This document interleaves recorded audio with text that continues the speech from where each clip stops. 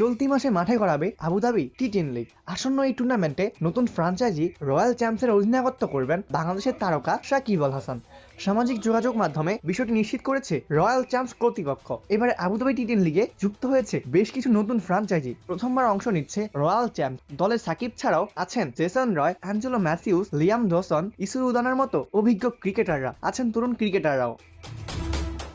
আজ দলটি অধিনায়ক হিসেবে সাকিবের নাম ঘোষণা করেছে তাদের অনলাইন গণমাধ্যমে। রয়্যাল চ্যাম্পসের নেতৃত্ব পেয়ে রোমাঞ্চিত এবং সম্মানিত অনুভব করছেন সাকিব আল হাসান। অধিনায়ক হয়ে এই তারকা বলেন, রয়্যাল চ্যাম্পসের নেতৃত্বে দেওয়া আমার জন্য বিশাল সম্মানের। এমন প্রতিভাবান খেলোয়াড় এবং অভিজ্ঞ কোচিং স্টাফদের সাথে কাজ করতে পেরে আমি রোমাঞ্চিত।